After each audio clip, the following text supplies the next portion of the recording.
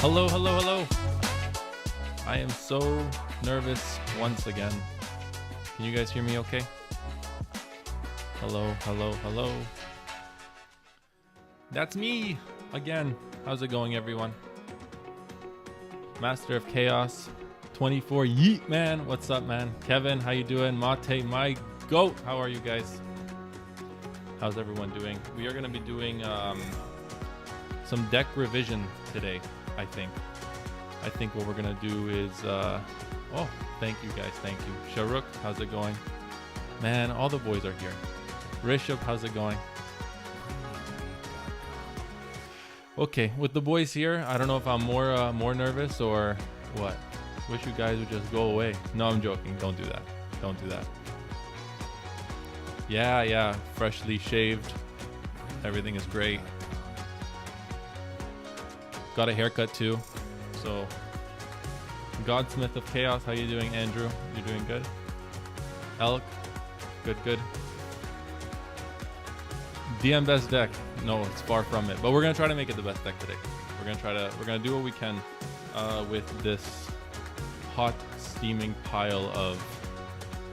Not gonna finish it. Yami, how's it going? DM best deck indeed. Is everyone having a good day? Good night? It's late though. Oh, appreciate it, man. Appreciate it. So, I guess we'll just get into it. Ooh. We're gonna be building Dark Magician for Fire format. Now, the thing is, I was playing Runic DM for a very, very long time. I love this variant of the deck.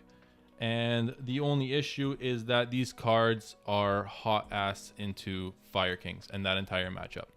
So what we are opting to do is essentially what we're going to be doing is cutting this engine and going in a different direction. Not necessarily because the Runic cards were bad, because I actually do love these cards.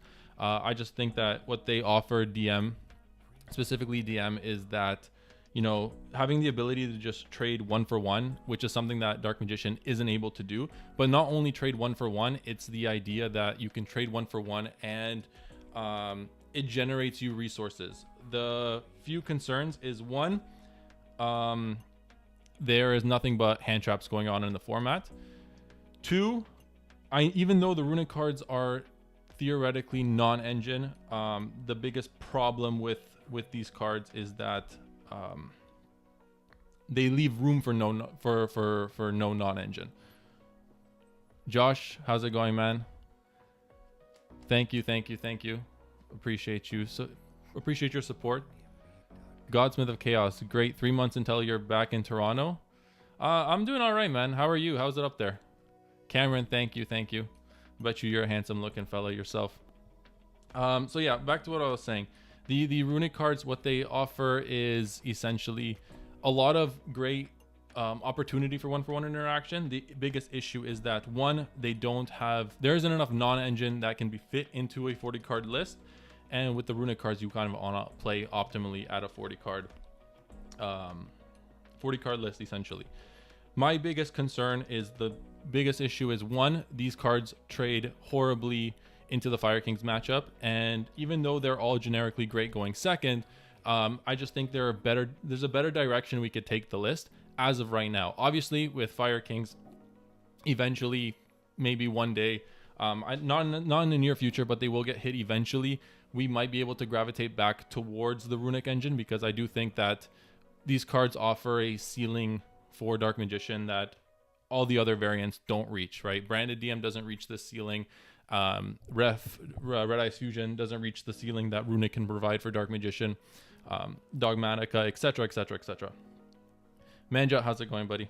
Love you. Thank you. Thanks for being here. Oh, no way, Cameron. You're the ketchup guy. Fucking love that. Love that, man. What deck are you playing right now? So yeah, that's pretty much the summary of why I'm cutting the Runic engine. It's not because I don't like it. It's that I think the deck can go in a different direction. A direction that's better suited for the current format. Godsmith, you're excited to see what I'm coming up with? I don't think there's gonna be any relatively new ideas, more so just different techs and ideas that we're gonna be diving into, and kind of figuring out a way to optimize the list to be playing the best deck going into a Fire Kings board, as well as, you know, other decks in the format. There are a few regionals coming up in Toronto and Niagara. Niagara I'm probably not going to be going to, but Toronto I'd like to go to, as well as other big events upcoming. Yeah, exactly. People just hold Ash till you draw the 3, and then you just cry, right? You go so neg, and eventually, you know, you don't yeah, you don't get to play. So what we'll do is we're gonna start off with the Dark Magician side of things. So one Dark Magician girl. I think that's gonna be pretty standard. The biggest concern I have is DMG even good enough, right? So the thing that we need to think about is Dark Magician girl even is it a brick worth having, right? Because the idea of Dark Magician girl and Dark Magician was that we can get the draw 2 off Soul Servant, but can the deck function without Dark Magician girl? Or can this Dark Magician girl be another copy of Dark Magician if, you know, Dark Magician doesn't end up, if we end up needing to see Dark Magician a little bit more? So that's a huge question we need to ask ourselves.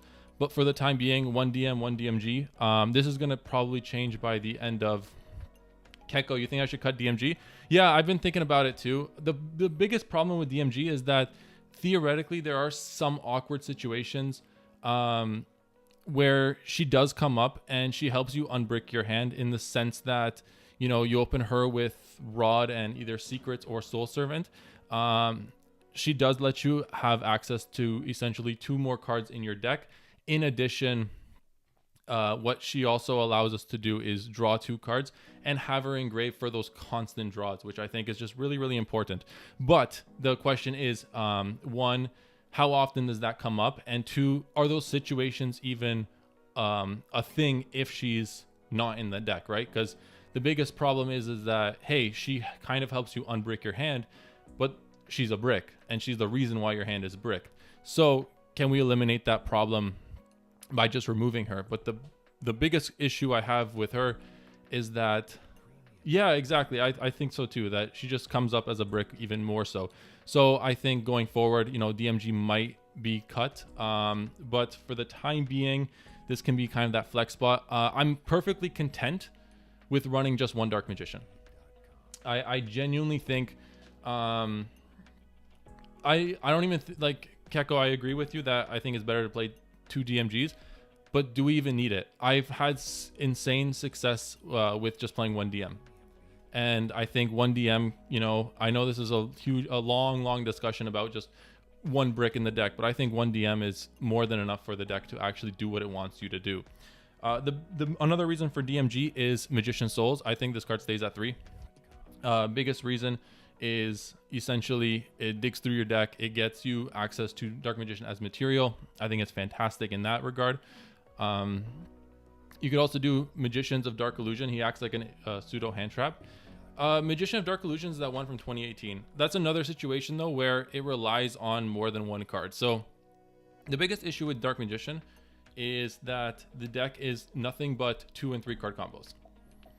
Yeah, it is good for banishment, but like it's another situation where the idea is when you draw those first 5 cards, especially in a format like Fire Kings, or if you draw even 6 cards in a format like Fire Kings where you need every single card in your hand to help you break that board, is the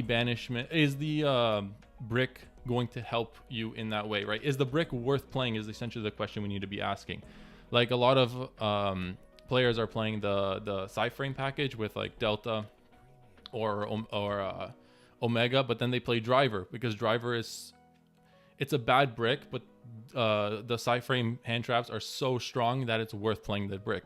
So the idea is Dark Magician Girl strong enough? Is the draw 2 worth playing it? Is it worth playing it for the draw 2? Same thing with the Magician of Dark Illusion, right? Is that card for that 1 interaction, is it worth essentially playing as that brick, right? Is it worth seeing in that opening hand? And I don't think it is right now. 2 Magician's Rod. This is very simple. I think 2 Magician Rod. I hate seeing this card at 3. I think this card might even be cut completely today by the end of the video, because if we are playing the one dark magician and no dark magician girls, that means this card becomes significantly worse, which is 2 copies of Soul Servant. And the 2 copies of Soul Servant, if we are playing one dark magician, do we even need this card? Right? Do we need this card on more than one? And another question is, the only reason why we're playing it is to get access to Timaeus. And Timaeus is another huge question mark in and of itself, right? Like, do we even play Timaeus anymore? So that's kind of a question that we need to ask ourselves going forward as well.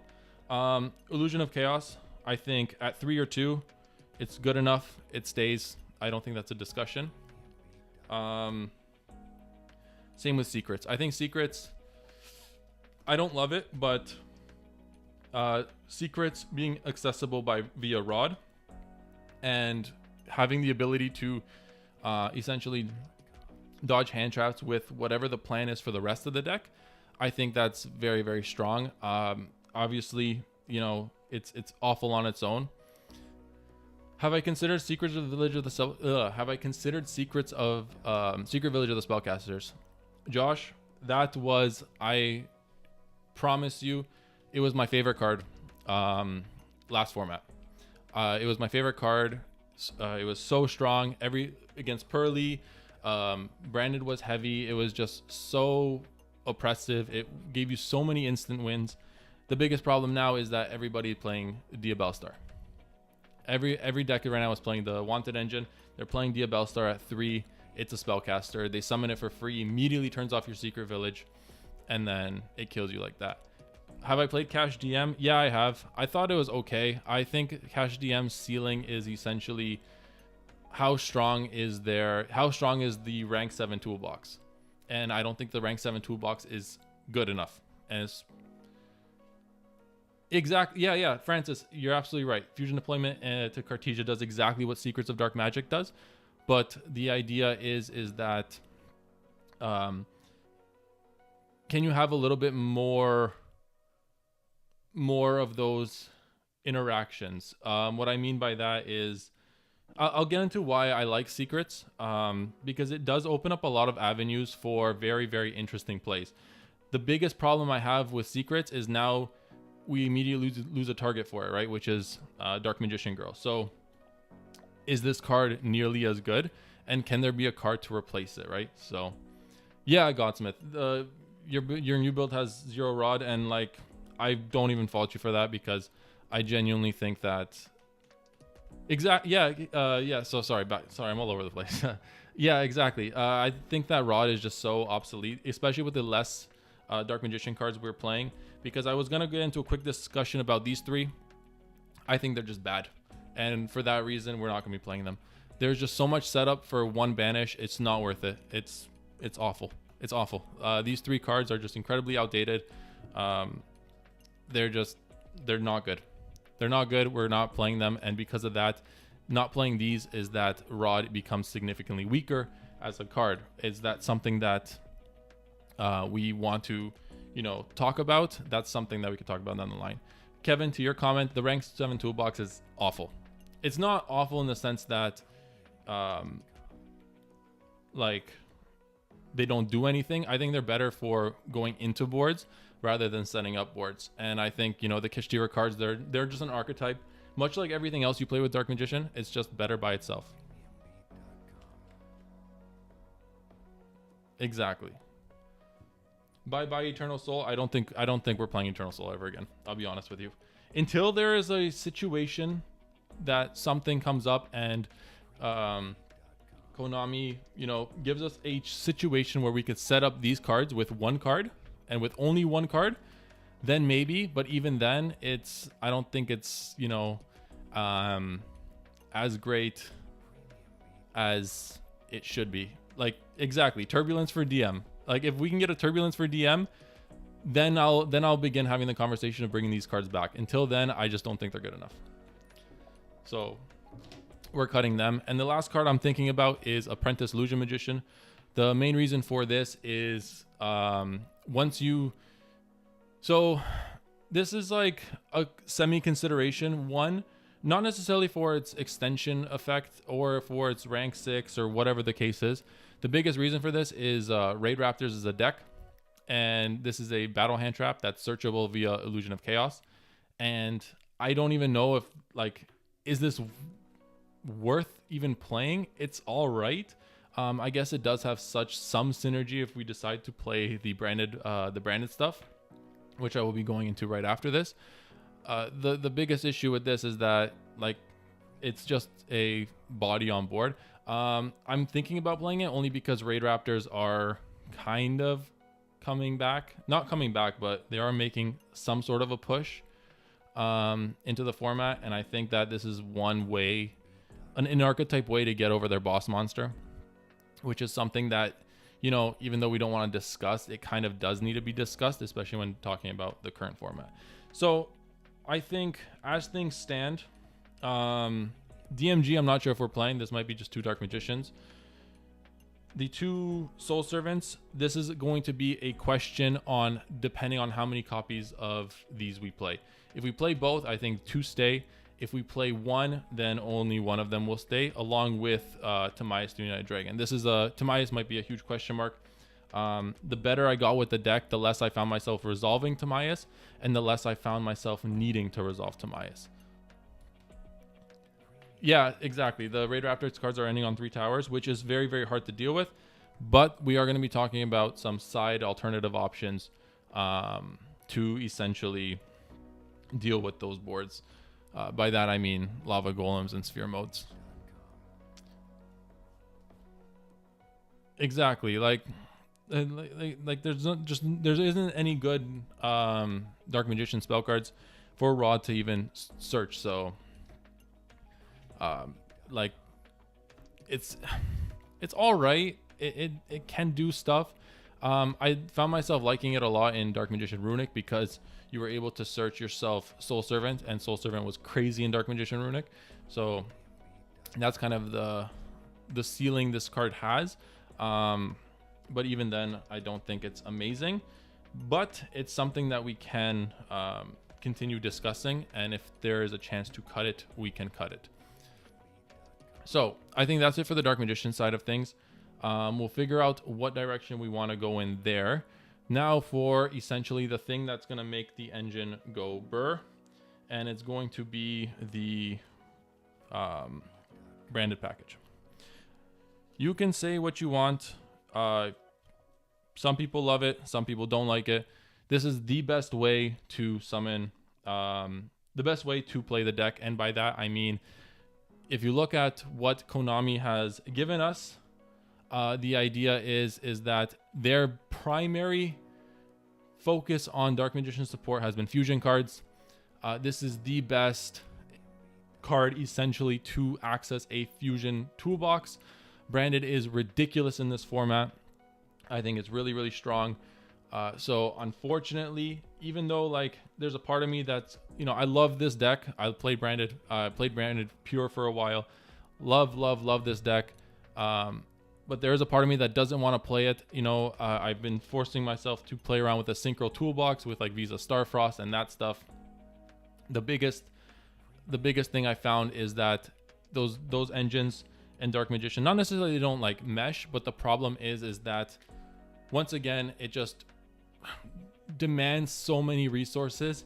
Branded Fusion is a card that demands such little resources, and it gives you so much from one card, and I think that's something that Dark Magician just needs outright. We are pairing it with a card that Timaeus should have been, which is the 2 Cartesias. I'm actually thinking about opting this card to 3 because I am testing. Where is it? Don't tell me I lost it. Oh my god.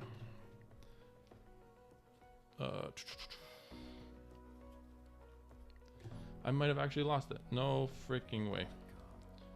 I was here gonna do a whole spiel on it, have a whole grand entrance. Have I tried Dark Magician Tier Lament? A little bit when Tier was at full power, and it was all right, but it just played like really Tier, and that's kind of where I stopped with it. Just having the ability to mill all your cards. Here we go. Quem. So I was thinking about playing one Quem with, am I going to go play in any YCSs? I don't know about any YCSs. I am planning on going to Nats with some of the guys in the, in my, for my locals. Some amazing, beautiful, beautiful man. We're going to go to Nats in Texas, I believe it is. If one of you guys can confirm. I believe it's in Texas. So we're going to go to Nats together. Yeah, so I'm thinking about playing Quem in this particular list. And the reason why I'm thinking about playing Quem is because I really want to experiment with Nadir Servant. I'm going to throw in Maximus here because Maximus here kind of goes hand in hand. I don't know if I'm going to be playing Maximus yet. I don't think Maximus is that strong, but Nadir Servant with Quem and Cartesia, I think because Quem is always considered a Dogmatika card, these three have synergy with each other. Nadir Servant has always had synergy with Dark Magician.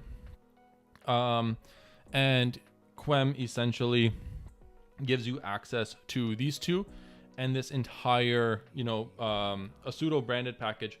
What this allows you, what this offers you is Cartesia. We'll start off with Cartesia because, see, Keto, I don't think you need to play Maximus because what Maximus does is, one, Maximus gives your opponent some value as well. But the beautiful thing about Nadir is Nadir you already have so many targets. You have Fallen of Albaz as a target. You have Blazing Cartesia as a target. In addition, what this also allows you, we avoid is Maximus as a brick. Like if Maximus is in your hand and only in your hand, right? Let's say you going first, and yeah, for sure you can get a lot of value, but like, yeah, Mate, like I agree exactly that. Maximus's ceiling is up here. It's really, really strong. My biggest concern with Maximus is if you're going first and you draw your 6 cards and you see Maximus, you're a little bit sad. And I know, like, Maximus ceiling is insane. The biggest thing is, for me, is we have enough targets for Nadir Servant that Maximus is not really necessary per se. Maximus is good in every matchup except for, like Mate said, branded. I think Maximus into branded, you lose that matchup because branded, this engine, like if you're going into a branded matchup, this engine is essentially you're playing a worse version of the mirror match and you're gonna get cooked every single time. So I think Maximus avoids that. In addition, Maximus is a little bit of a brick going first. That being said, we can talk about it. I did bring it out to talk about it. But essentially, the main point of this package here is I want to talk about Cartesia, because Cartesia essentially allows you to dodge imperms and veilers, things like that, as well as Cartesia also generates a lot of value on its own, and Nadir Servant being able to not only play through Ash, but Nadir Servant is also a card that if you don't open any starters, it can play by itself, which is, I think, very, very strong. I think it's really good. And yes, Josh, I do want to talk about Fusion deployment. I put it in here because I was thinking about playing it. I think that deployment might see play. I think it's very, very strong because deployment is also a pseudo Magician Souls. I think just the value deployment has, getting you Fallen of Albaz to help you break boards, help you grab Cartesia. I think it's just really, really strong. Darnell, what's the name of the song in the intro? I actually have no idea. I'll find out for you. Adversary. Fleur-de-Lis will be one target for Nadir. If you draw, it's a quick... Yeah, like Fleur-de-Lis is okay. But it's another situation where, like, it's not a brick. When I say brick, I mean, like, it's not really a... It's not a card that does absolutely nothing. It's not a DMG level brick. The problem is that I want all 5 cards in my hand to do something, right? Which is kind of the thought. And I think Fleur-de-Lis, it's good, but it just, I need all 5 cards to essentially add to whatever the end board is, right? And I think that's the way the deck, especially the branded package, wants to proceed. I think adding these cards, Fusion Deployment to your servant, is pretty smart. Adds some more starters consistency to help play through hand traps. Exactly. That's exactly my thought. I think what these cards offer is enough to what's the word I'm looking for? Push through boards, push through hand traps, and establish a good enough board on its own to go into the format relatively comfortably. Because also something we need to keep in mind is that the format as is, outside of voiceless, there aren't many omni negates. So the only thing we really have to play through are kind of like hand traps, and those are these 1-for-1 interactions. And with, like, for example, cards like Cartesia on the board, we immediately nullify, imperms and veilers, and that's a significantly decent amount on the amount of hand traps that we don't have to worry about. So these are some cards I do want to consider.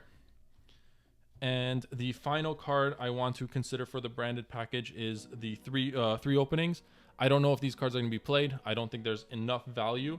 There's a niche interaction where Pure Snake Eyes drops Omnis. I think the only thing they really drop is Apo, no? Unless they play the Synchro line where they make Baron and Savage, which is like, I think it's okay. I think if they go into the Baron Savage line, I think I'm a little bit more thrilled, because I think that board is a little easier to break, if I'm being honest, especially with Engine. At least that's the way I see it. Super Poly, I love Super Poly. Might be playing it on the side, but that's gonna be a discussion that we talk about later. Why opening it to play at least one Aluber? Oh yeah, Pure Snake Eyes plays Jet to make Savage on their turn and Barrel on your. Yeah, I think like that's strong, but I'd rather them kind of do that than that traditional line with. I'd rather go into that than like Apo, if I'm being perfectly honest. Yeah, that's another big issue, because the thing I want to talk about later, right after this, is I'm going to be going into talking about hand traps.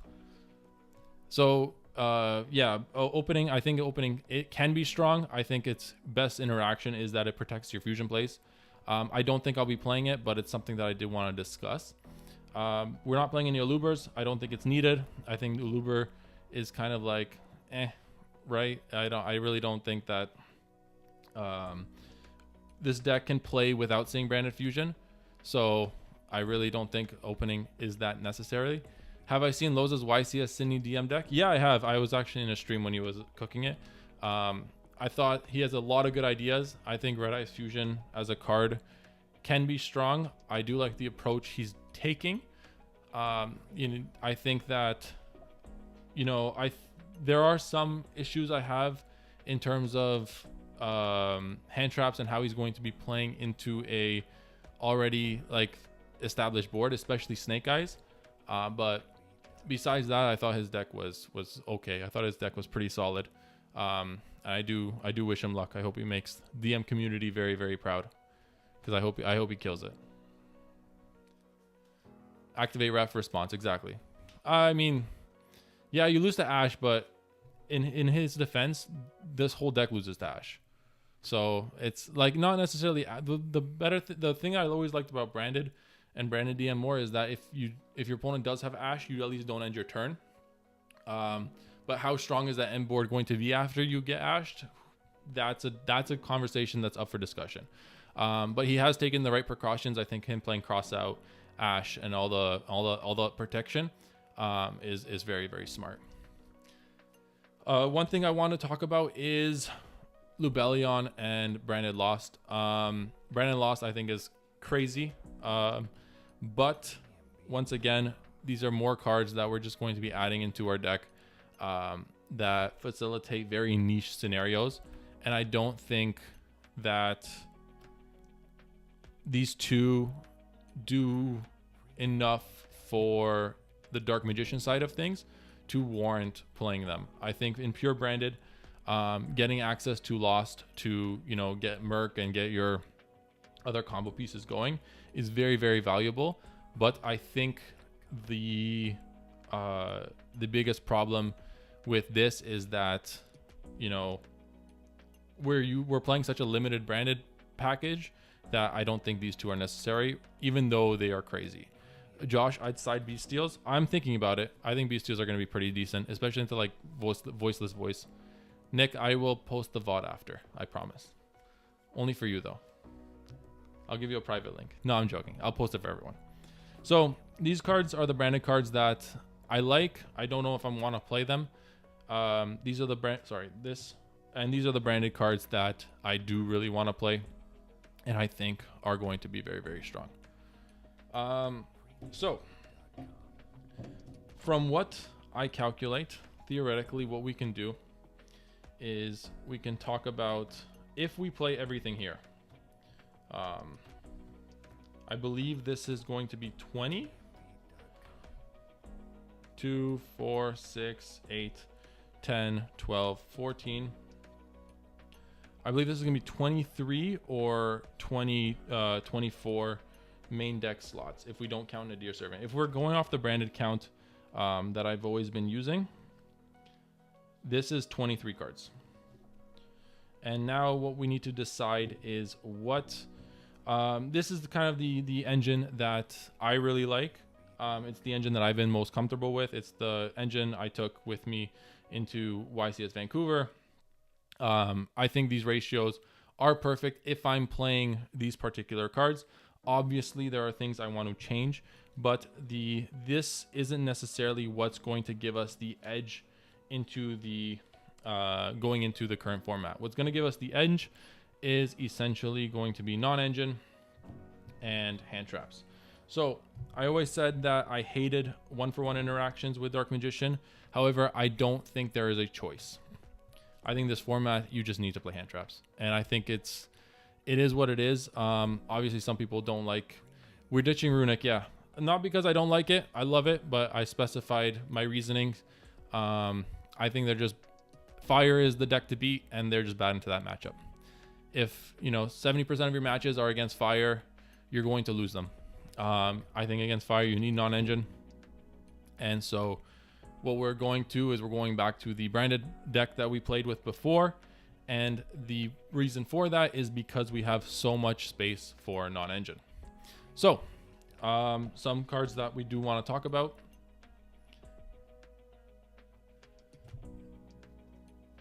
Yeah, having to properly fusion summon monsters to reborn with ad libitum.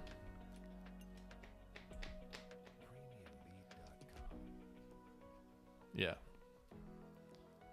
So, some hand traps. Droll. Joe, how's it going? Jackie, how's it going? How's it going, man? So, Droll, Nib, Ash, Imperm. Crossout needs to be talked about. Ghost Bell, Ghost Mourner, DD Crow, Phantasmes, and Effect Veilers. So, now the question here is, which of these are we going to be playing? This is a question that I think a lot of people are asking. Some people... No D-Shifter. I think our deck fumbles the D-Shifter. I see D-Shifter. If my opponent drops D-Shifter on us, I cry. Unless we open Branded Fusion. If you open Branded Fusion, D-Shifter is not too bad. But it's, definitely not Ash. See, the thing with Ash is very good into everything else. Plus, if we do end up playing Crossout, this is the Loza theory. Even though Ash isn't amazing right now, I think it's still good enough to play into every other deck. In addition, if we are going to opt to play Crossout, because everyone is on hand traps and we do want to protect our plays as much as possible, Ash might be a viable option. Maybe not even at 3, but at 2. Like, I'm even opting to think about playing more of these at 2 or the most high impact at 3. I'm not really sure at which direction I want to go into. I definitely think Nib is going to be mained. I really like Nib. I think Imperm is going to be mained, and I think Veilers are going to be mained for sure. The rest, I'm not too sure just yet. I think Ashes can be mained. This is a conversation where, you know, I wish I could sit down with my locals people and have them help me out here, but I digress. So I'm not actually sure which hand traps I kind of want to go into. So the thing is, Alicio, playing more hand traps does lead to more bricking, and it does in the sense that it doesn't allow you to extend your engine or play with your engine. The beautiful thing about hand traps is that they are interruptions no matter what. Like, they will always impact game state regardless if you brick on them or don't. If you can't access engine, your hand traps will always be interruptions. It's kind of the idea I do want to play. Droll is kind of bait into Snake Eyes. Yeah, I think I agree. I think I agree. I think a lot of players are, you know, if they do anything but start with Bonfire, I think Droll is kind of How many space for hand traps? We have 17 slots for non-engine. And I think one thing I do want to talk about is, I think no matter what happens, I want to play 3 thrusts. I think I want to play three thrusts in the 3 talents. Sorry, not thrusts. I want to play 3 talents in the main 100%. And along with another card, Shaddoll Schism. I think Winda is going to be insanely strong in the format. Yeah, I think so too. I think that's going to be the play. Mate, I agree. I think Droll is kind of mid into everything. Especially, like, it's mid into Lab, it's mid into Branded, mid into Snake Eyes. I think Droll is kind of overrated. I think, you know, unless you're playing like Menadium, but I don't think many players are playing that right now. I think Droll can be a side deck. I don't even think that Droll needs to be sided per se, but I think it's an option. I think I like the idea of Ash. Veilers, I'm not sure. I love the idea of Imperms. I think Nibs in the main have to be a mainstay with 3 talents. And if we play 3 crossouts, that could be up for discussion. So we have 23, 24, 25, 26, 27, 28, 29, 31, 32, 33, 34, 35, 36, 37, 38, 39, 40. So if this is the direction we want to take, I think this is strong enough. It's just a question of, is crossout worth playing? Go Ash, Imperm, Veiler, Nib, maybe Super Poly, or crossout plus talents. I really like the crossout and talents. I don't know. The thing I also have to think about is, okay, so other decks like Ash, what's it called? Like Snake Eyes and all those other decks, the biggest thing I'm thinking about is those decks have the ability to have 4 hand traps, and they stop your opponent with 4 hand traps or whatever, and then you go into your and then they have 1 card starters. So the problem with Dark Magician is that a lot of the deck is 2 card combos unless you open up like Nadir or Branded Fusion. And the biggest concern I have with that is, I think we need cards like Talents to facilitate our plays if we do end up getting hand trapped. And I think Talents work better than Crossout for exactly that. And if we are playing cards like Nadir Servant, where's Nadir Servant? If we are playing cards like Nadir Servant, do we need a card like Crossout? Because ultimately we're trying to play through hand traps with cards like Nadir, right? Yeah, exactly. Exactly, Rishabh. Exactly that. Yeah. I 100% agree. 100% agree. I just don't think that the deck, I don't think that we can't go into the same mindset that, hey, this deck can play 18 hand traps like Snake Eyes. So we have to play essentially the best cards to facilitate our plays. So I don't know if Crossout is even the play anymore. because of that exact reason. A reason I was thinking about crossout was also the potential of a branded mirror. I think that could be okay, but even then, I think it's mid at best. Evenly, I don't like evenly right now, Josh. I'll be honest. I don't think evenly is that great, because you evenly Fire Kings, and if they end on that standard IP line, they're going to Apo, and you know you're gonna have a hard time dealing with that. I also don't think evenly is great into anything outside of like lab, and even then I think lab plays around evenly fairly okay. The question I should be asking myself if for crossout is what set of hand traps I can play through. So I think if you open up optimally, the deck can actually generally right, Geki, the deck can generally play through most hand traps. I think Imperm Veiler are two hand traps that the deck can play through very, very comfortably, especially with cards like Cartesia. I think the biggest question mark is Ash Blossom. If your opponent sees that you are playing like a branded package, or they're saving that, like for example, you guys at locals, you know I'm gonna be hitting branded fusion is going to be hitting the board when you play me. So typically, if you see Ash, you will be saving it for me. However, the players who don't know what I'm playing, typically people who aren't really, they see Magician's Rod hit the board, they're typically ashing that, right? So Ash, depending on how good the player is and how knowledgeable the player is, going into game 2 and 3, Ash is definitely going to be the most difficult hand trap to play through.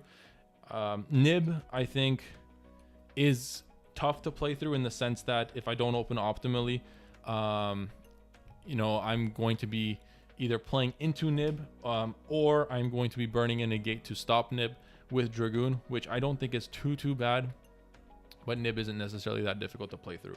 So I think in hindsight, maybe crossout isn't that needed, because we're going to be playing, other engine cards to supplement branded fusion being ashed, which can in hindsight help us play through Ash, which I think is actually okay. So I genuinely appreciate that, because that made my decisions so much easier.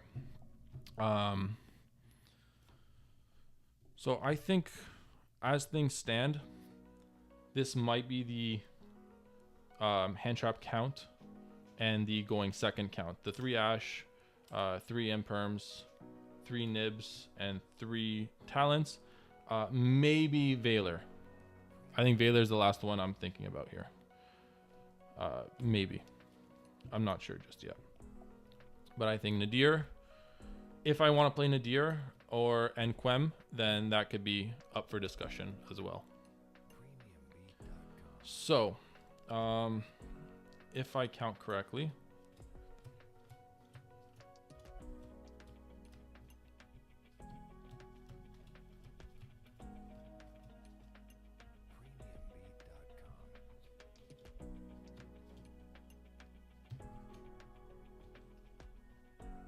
that's 24.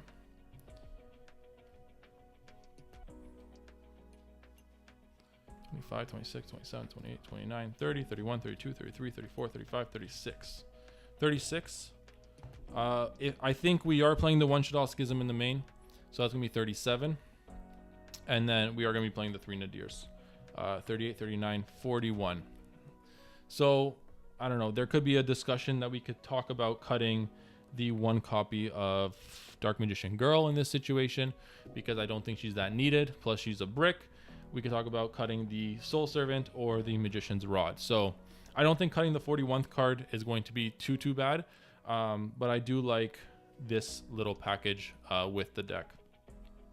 So I actually don't hate that. I don't hate this list for that reason. I think it could be pretty decent. We'll play like 3 Nadir, Quem. Oh, appreciate you, Ben. Appreciate you.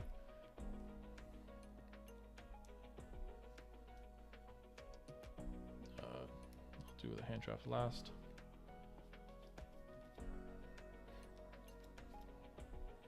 Now for the Dark Magician cards. I think 3 Illusion of Chaos. Hold on. Okay. I have a serious case of making everything as perfect as possible. And as I say that, I don't, I mess things up. But that's what we get for first time goers at this. I'm not no streaming expert, but it's okay because I love you guys and I know you guys won't laugh at me for mistakes I make. As I say that, the watch party probably is laughing their heads off right now. Would you play 3DMG? Rishabh, I know you're better than that, buddy. I would play her only for waifu tax. Because she looks so good. It's a beautiful card. Honestly, like a big... I want to play this card just to have the Lost Start duo.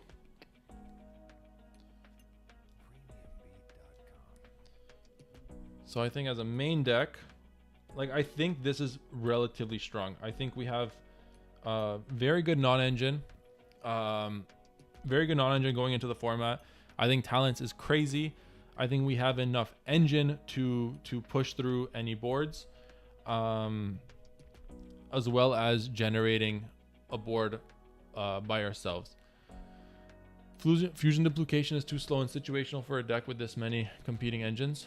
Fusion Duplication. Where am I playing Fusion Duplication? I have it here to talk about it. The reason why I was thinking about talking about it was if Triple Tactics Thrust is a card I want to consider. I just don't think Thrust is that crazy right now. I think that a lot of I think going first it's okay. I just don't think there's enough power spells that I'm setting unless I have Fusion Duplication. The biggest problem with Fusion Duplication is that it's only really live if Branded Fusion has seen play that turn, which, you know, can be good. I think the ceiling of this card is crazy. I just don't think that, you know, it's amazing. Am I cutting DMG? I don't know yet. It's gonna be DMG or Timaeus. I think one of these two cards go. I just find myself not resolving Timaeus nearly enough. In addition, we used to play Duality in this list. I love Duality. I love that card as a concept. I think that card is awesome.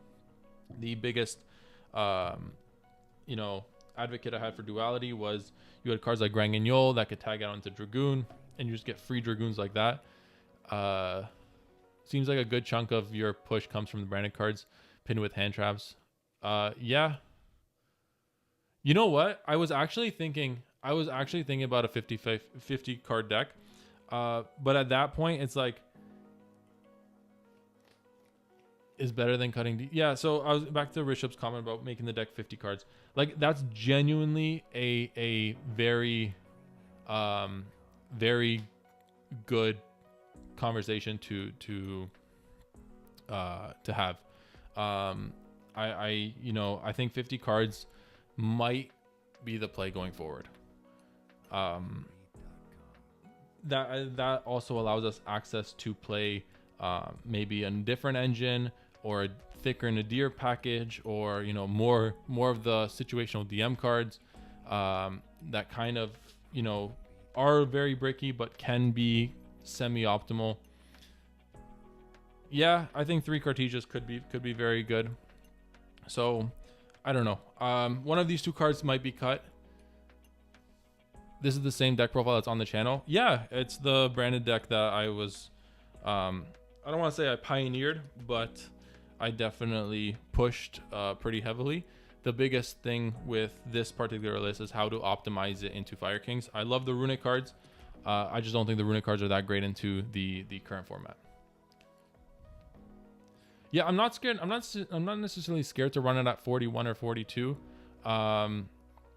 The thing is that, you know, if we are playing like 60 cards, do we start implementing cards to surge branded fusion like Aluber or branded opening and things like that? Another card I do want to talk about is a card like, let me bring it up here if I can find it, is a card like oh, obviously I can't find it now.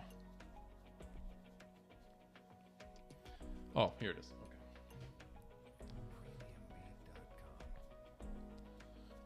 is a card like Instant Fusion. I think Instant Fusion, you know, I know some people like it. I think some people don't. I think Instant Fusion is a little bit free.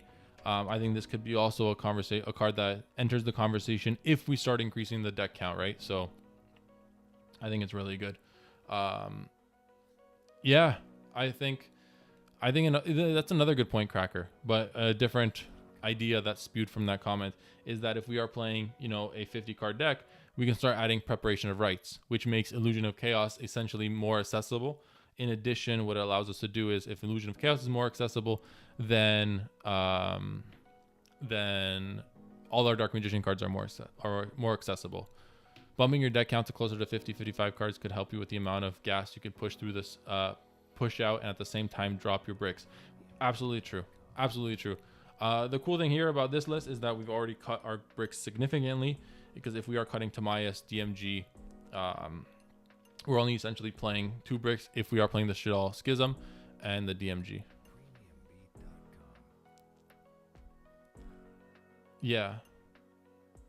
I mean, there are many bricks I don't want to draw. The only brick I really don't want to draw is like Schism. Schism is like the only card that it's like you draw and you kind of cry. But definitely bumping up the deck that's absolutely true. No, that's a discussion that we can absolutely have. Bumping the deck up to 40 cards. 50 cards.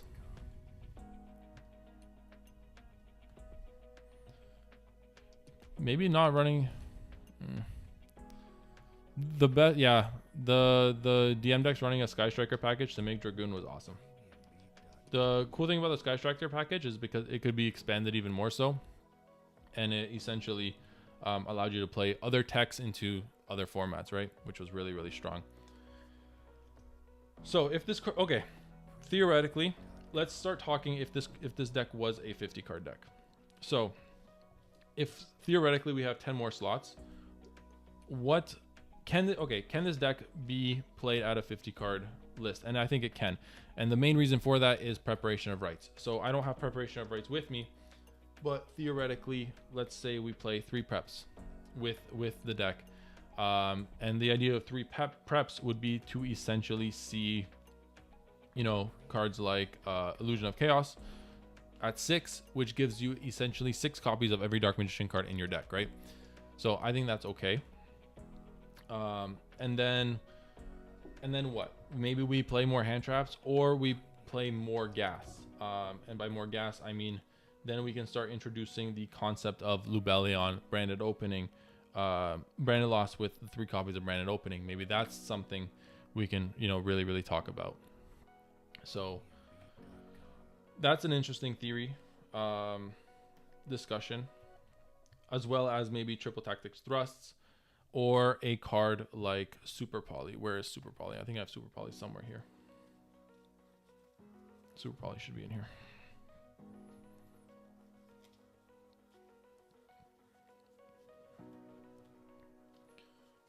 Like I think Super Poly. I think Super Poly can be very, very strong as well. But before we do that, we can start talking about because I'm running low on time. Not necessarily running low on time. I still have an hour or so, maybe half an hour with you guys. But maybe we start talking about this extra deck. Before we even, I don't know.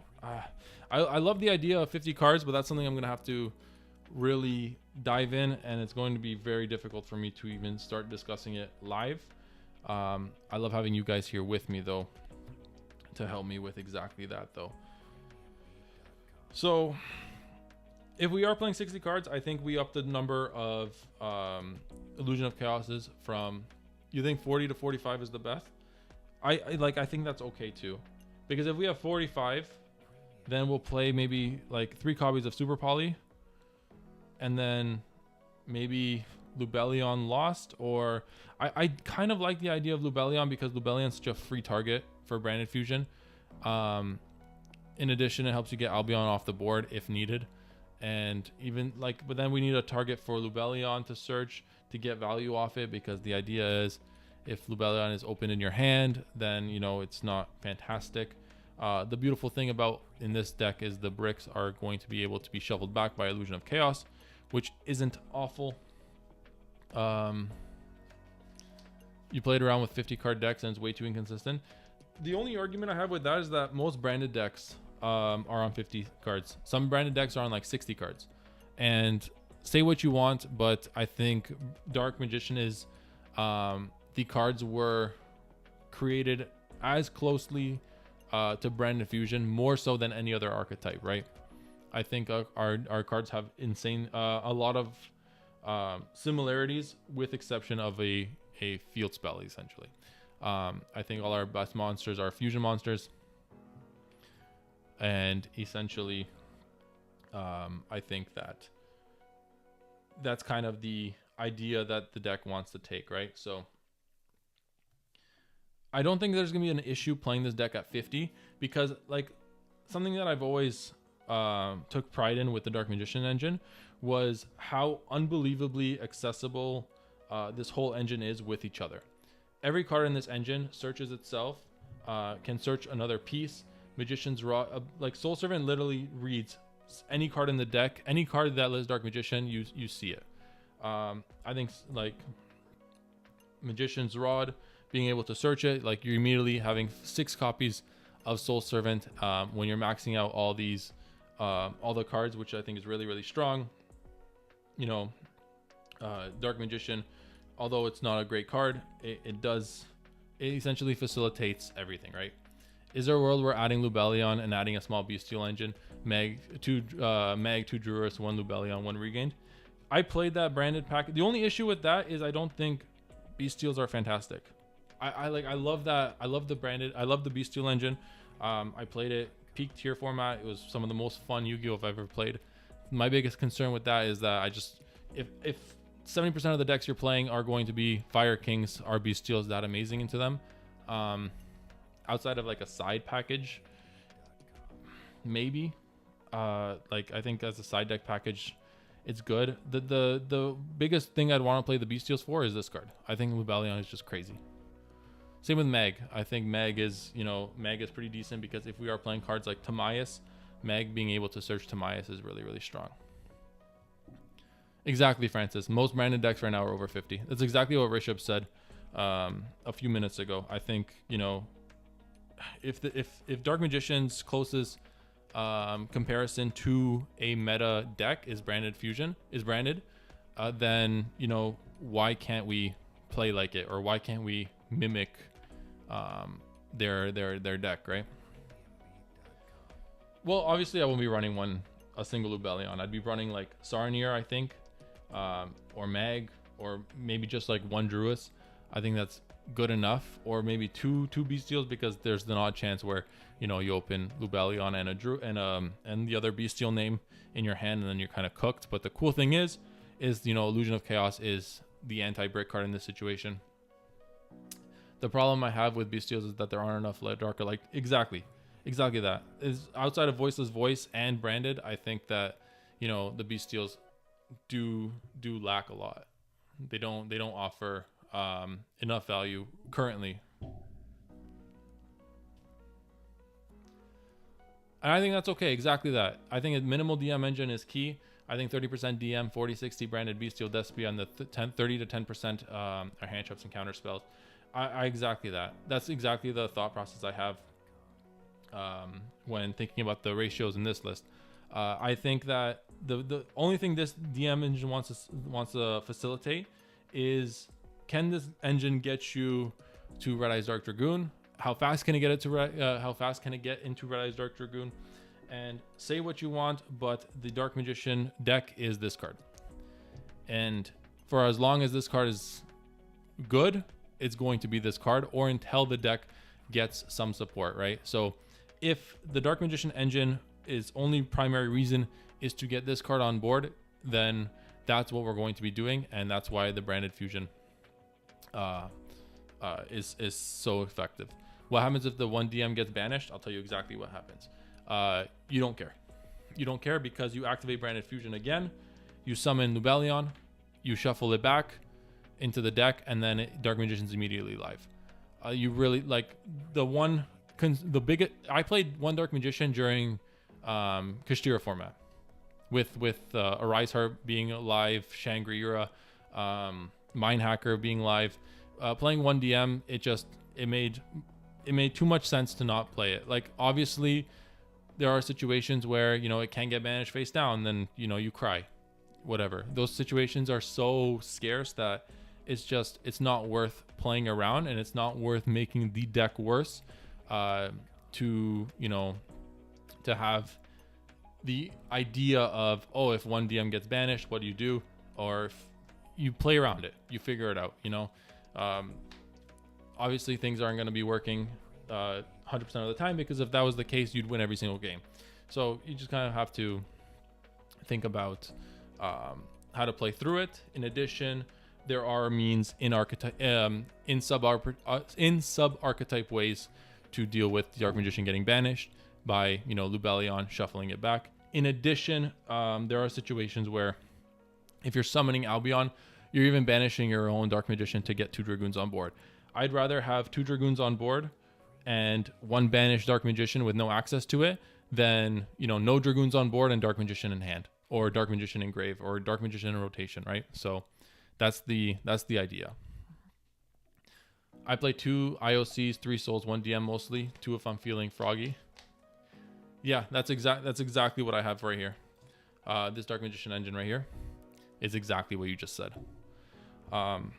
So I'm gonna put these away only because I think the idea of 45 to 55 cards is very viable. I think it's a very decent option, and it's something I'm going to be thinking about in my off time. I do like the idea. I just, you know, there's a lot of pressure being on stream, and I'm very nervous. I'm shaking. Sometimes my ideas don't portray as well as they might in my head, and that might cause a lot of confusion. So for the time being, we're just going to move on to the extra deck. I'm just going to be cutting cards that I know I won't be using and cards that I will be using or maybe using. This is my old extra deck for the Runic cards. God, I love the Runic deck. So now we need to talk about primary fusion targets. We are playing 2 copies of Dragoon. If we aren't playing DMG, do we cut the Dark Magicians? That's a very, very important question that we need to start talking about. Just got here. What are we building? We're building my branded Dark Magician deck, but we are building it for Fire format. So we are opting to, you know, how can we optimize this list? Sorry, not these. This is maybe. How can we optimize this list to combat the fire format? And that's kind of what we're doing. And we're just going over different texts, different ideas on how we can do exactly that. So because we are thinking about cutting Dark Magician Girl, I think that makes this card much, much worse. And I don't think it's worth playing. If we are playing just the 1 Dark Magician, I think this card can be something else. So this is an option in and of itself. The 1 Grang and Yol, I think Grang is 100% in the deck if we are playing Cartesia. Lulu Willith, I think it's good, but this could be a different Despia option, like Quertus, if that's something that we can discuss. I think running Runic DMGs without Runic DMGs get worse. Exactly. I just think DMG just doesn't offer. You see it in your hand, and the idea is, oh, it helps you unbrick your hand. But if DMG is the reason why your hand is bricked, then you can eliminate that option by itself by just removing her, which is really, really good, right?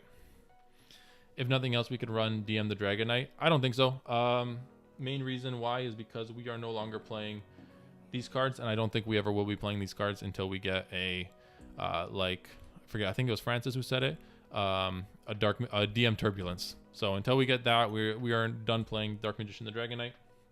The really interesting thing about Dark Magician the Dragon Knight was if we played Duality, the really interesting thing was if we banish, we could essentially Duality our Timaeus or our Albion into Dark Magician the Dragon Knight, and then that immediately makes 2 Dark Magicians in graveyard and on field, which means we only need to use 1 as material, and that other 1 stayed in grave. So if we use Dark Magician and Dragon Knight as material because it's known as Dark Magician, the beautiful thing is that our Soul Servant was still live without having Dark Magician banished or shuffled back into the deck, right? So that was the reason why we played Dark Magician the Dragon Knight, which I thought was really, really good.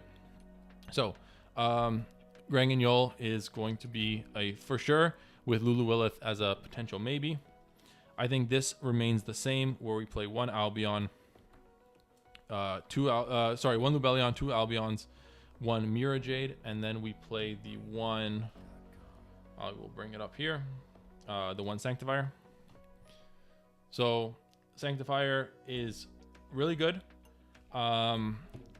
Is it mandatory? Not really.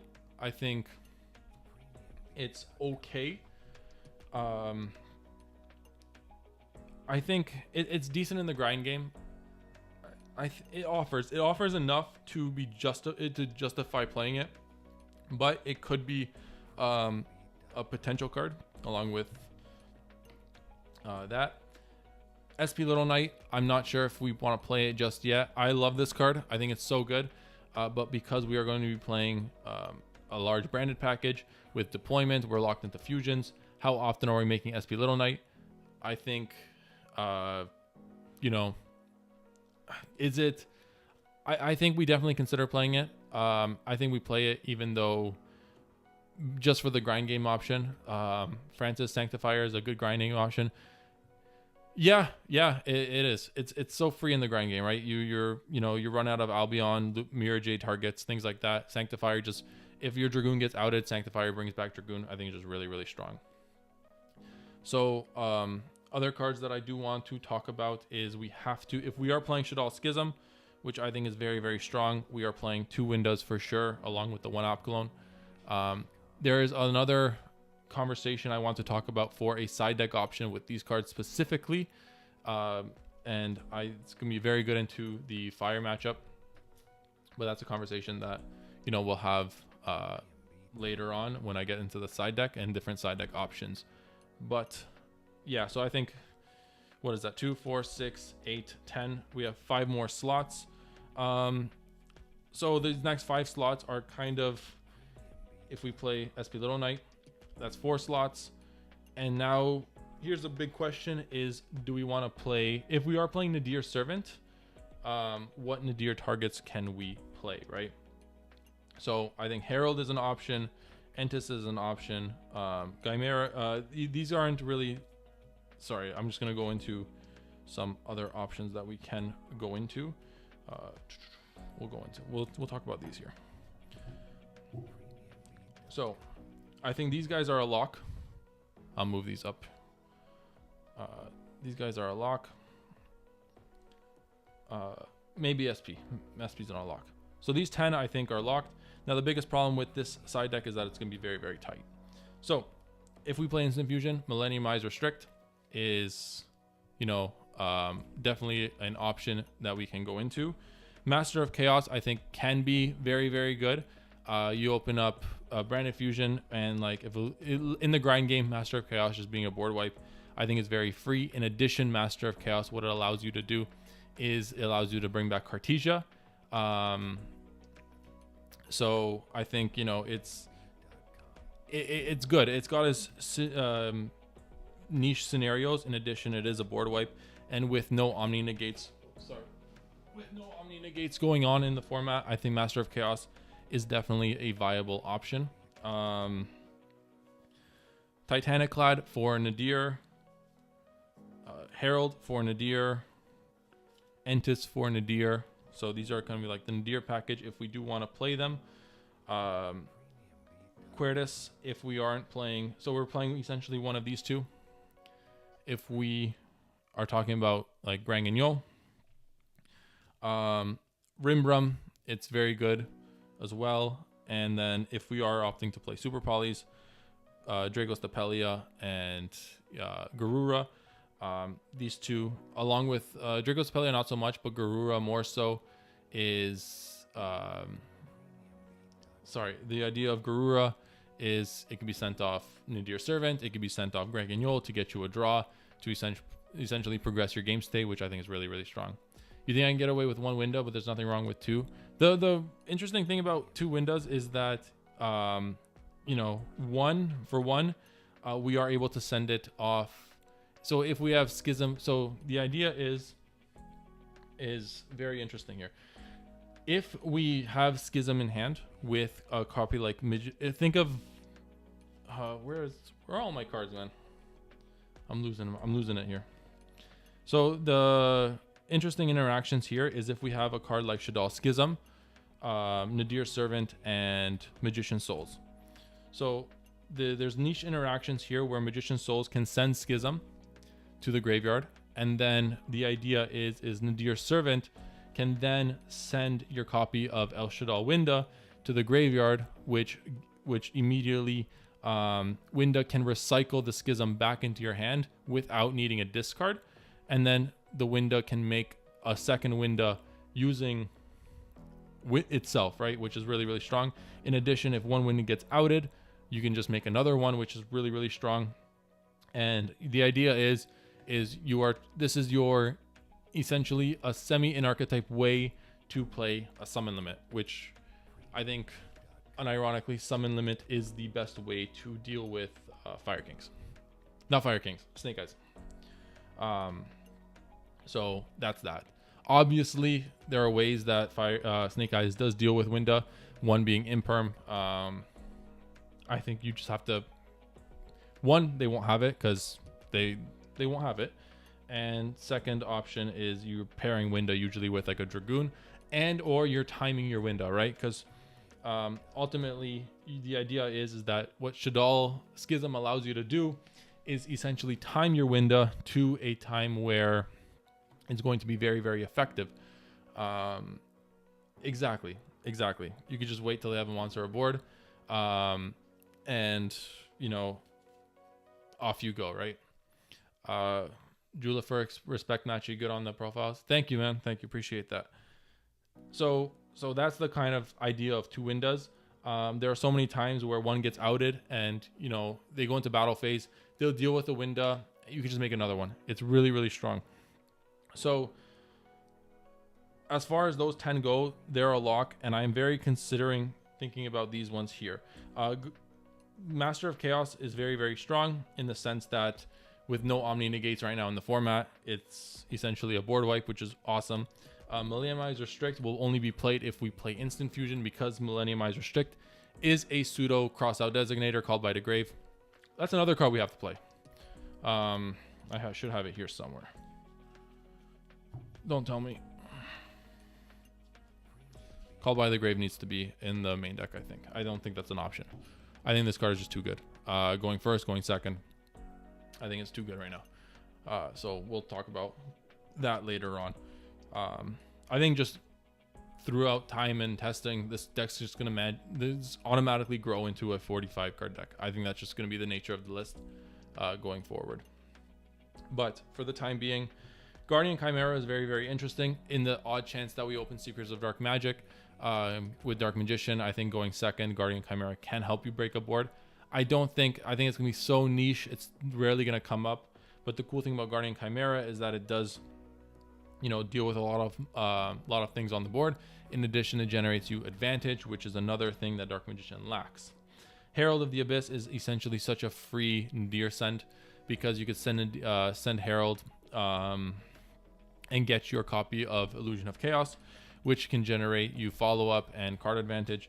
The only issue I have with that is that after you resolve Nadir Servant, you're not doing anything with that Illusion of Chaos, because you're no longer getting access to your Dragoon, because you're essentially locked from special summoning from the extra deck, which I think is just really, really bad. So I don't think Herald... I think I just talked myself out of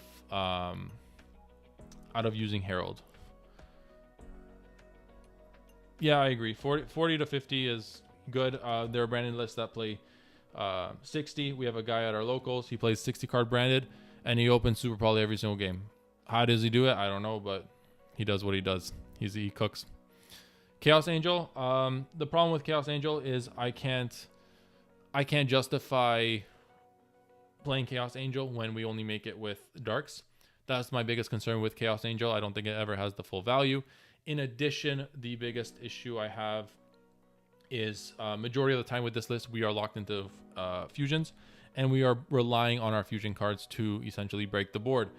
The one exception is going to be SP Little Knight, I think. I think SP Little Knight in the grind game is just way too strong. So I just talked myself into playing SP Little Knight. Titaniclad is crazy with Nadir Servant. My biggest issue with Titaniclad is that it's not really searching anything outside of Quem, but if that's the case, we should probably just send Luluwilith, which, you know, gets us access to Quem in the end phase anyways. So I think by default, Titaniclad is out the door. The cool thing about Titaniclad is it isn't out to the Raid Raptor stuff, if I'm not mistaken. Or it can be, potentially, which I think is okay. I'm not even sure if that's true. But I think Luluwilith stays. I think Intis stays if we are playing Nadir Servant. The Shaddoll stuff definitely stay. Garura is a maybe. I think I'm talking myself into playing Master of Chaos. I think it's a little too good. Having the ability to revive anything from the grave. You can make it off Branded Fusion. You can make it off Cartesia. It's very strong. Yeah, I don't know. Well, that's 14. This is actually 15 right here without anything else. So, and now here's the questions, like, do we even play Nadir Servant because we don't have anything to send that actually generates us value? Like, we can send Garura to get us the draw, which is okay. I mean, do we cut SP here? Do we cut SP here and then play, you know, Albion? There are so many situations where Rimbrum is live, and Rimbrum is a really good negate. It doesn't have the banish effect. Well, yes.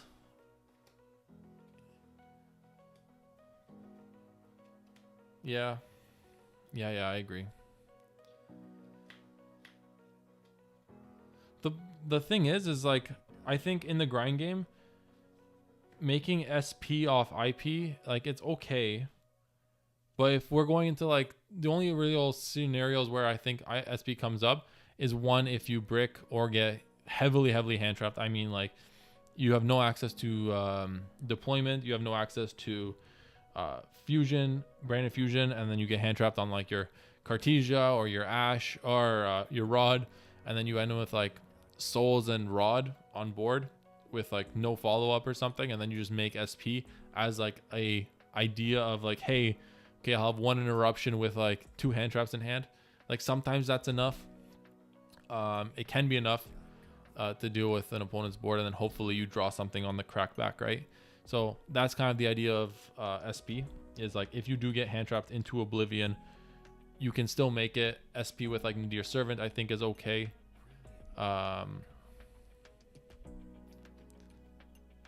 Yeah. Really groovy, dude. No. Okay, so sorry. What I meant with Master of Chaos is you don't make it off Cartesia. You make it off. You can use Cartesia to fuse DM an Illusion of Chaos to hard make it.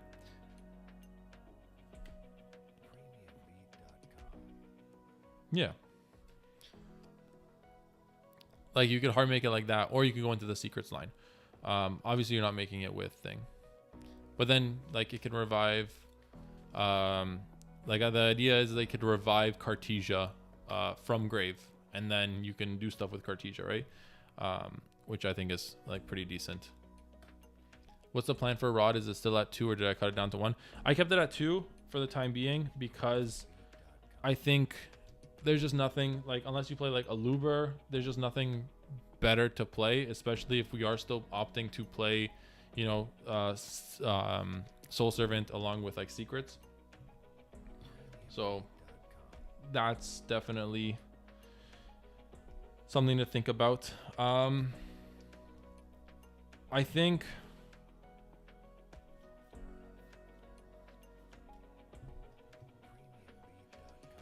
we cut Master of Chaos for now, and we play. See, if we're not playing Super Poly, I think we cut Garura completely. I think there are gonna be better options in the side deck than Super Poly. Like Super Poly is great into Rogue, it's great into the Mirror. It's a ridiculous card. It's just, does it?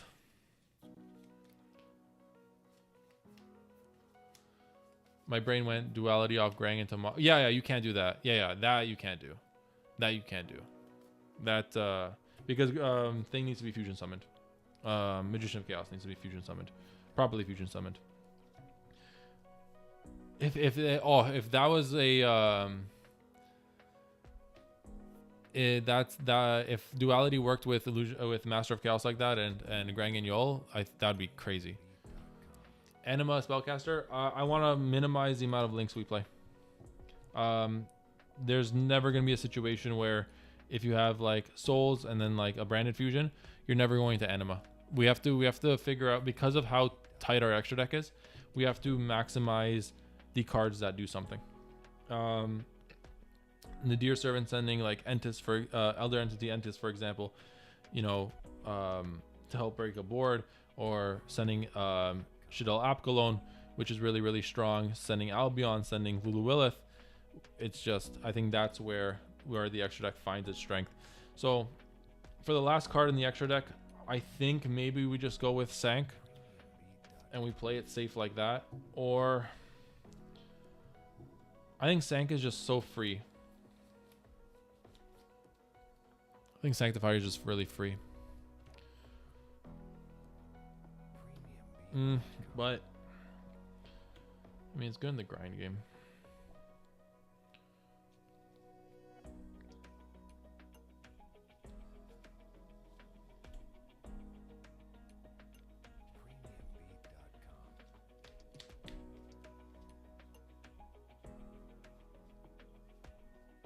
I don't know. We have one more spot. Maybe we just play the Millenniumize and then we just force the instant fusion in deck. That could be an option too. Yeah.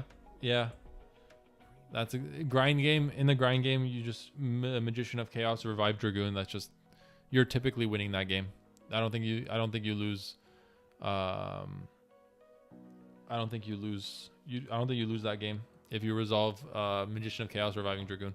Like in that game state, I think you just win. That's gonna be like grind game. No. This is not a lock. This is 14.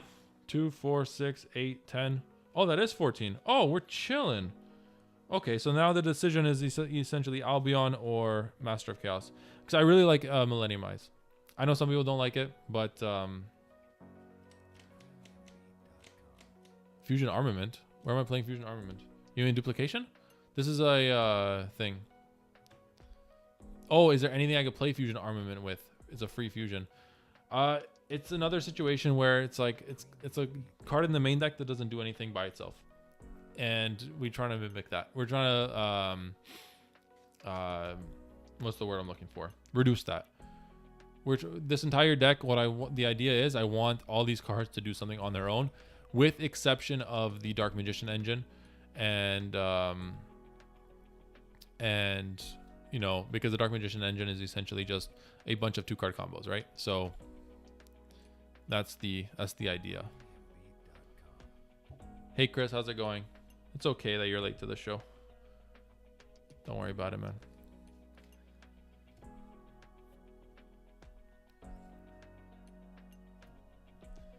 Yeah.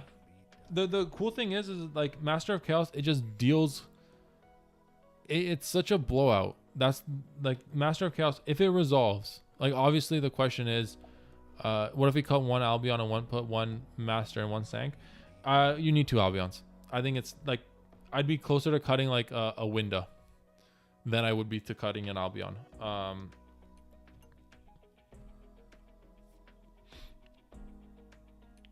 Like, we could cut the Millenniumize and play both. I just think Millenniumize is just so free. Like, it helps you break boards. It helps you play around interruptions. It's just... Yeah, exactly. Is it more... That's a question I'm asking. Help, Dylan, that's not a question I'm asking. It's I don't know. I don't know. I think in a situation... Ultimately, the way I see it is this. I don't think there is a situation where we are winning the grind game against Fire Kings with or without Sanctifier. I don't think that there is a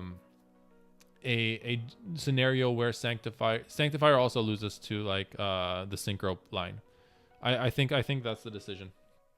I think we play Master of Chaos. I don't think there's no situation where we win the grind game. There just isn't. Sank is very, very strong. I love Sank, but it's a situation where if your opponent gives you the chance to kill them, you need to kill them. And I think that's why we play Master of Chaos. So I think this is okay. I think I'm pretty happy with this. Obviously, things will change down the line. I'm not exactly sure what direction it's going to go into, but I think that I think I'm pretty satisfied with that. So now the one thing I do want to talk about quickly before I get off. It's already 10 p.m. I know a lot of you want to go to bed. Everyone has work in the morning. So if you're still with me here, thank you so much. I love your support. This is something you should probably worry about, but what about targeting? A few monsters can be shot into the spell due to the multitude of Snake Eyes effect. I don't know, man. You just have to kind of play around it. The idea of targeting, we used to play Duality to avoid that exact situation. Now we have cards like Cartesia that are infinitely more accessible. In addition, there are hopefully going to be situations in the side deck that we can kind of deal with. Did I pull the SP Little Knight or did I buy it as a single? I will tell you this, my luck with packs has been atrocious. Everything in this deck I bought with exception of the Quem, because I remember the Quem, Shadow Manjot. I bought it was a sneak peek for I believe it was Syak. Yeah, Syak. I bought the sneak peek packs, whatever. It was like 5 of them, and Manja, I don't know if he's still in the chat, he opened one of them and he pulled me a Quem. So this is actually the only card in this deck that I pulled. Everything else is bought. So my goat Manja. Now for the side deck, right away we are dealing with Fire Kings. So here are the cards that I was going to be talking about down the line.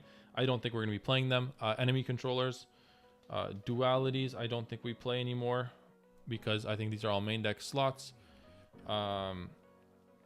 Village, potentially a side option. I don't know about Village. I think Village goes into enough decks that I think it's really, really good with exception of Fire Kings. So maybe it's a side deck option. But even then, I think with the engine we have, we can establish a good enough board to kind of deal with enough problematic spells that, you know, can typically, that Village kind of stops. So exactly, the problem with Village is Diabellstar, and decks that aren't even Snake Eyes play Diabellstar. I think, you know, this card is so weak right now. Even other Dark Magician decks are playing Diabellstar. Like, that should tell you enough that if Dark Magician decks are playing Diabellstar, you know, even with the limited synergy it does have, Village is just really, really weak. So these are cards I was thinking about playing. I don't think we'll be playing them. Cards that I do want to play, I do want to play 3 Lava Golems because I don't think there is a out to the big Raid Raptor cards, the big towers in our deck. I know Dragoon gets really, really big, I talked about playing, I don't know if I have her here or did I put her away, but Apprentice Illusion Magician. We did talk about her very, very briefly. And the biggest issue I have with her is that I don't even think that with her effect, she gets big, Dragoon gets big enough. I don't think I have it. Where did I put it? Oh, here.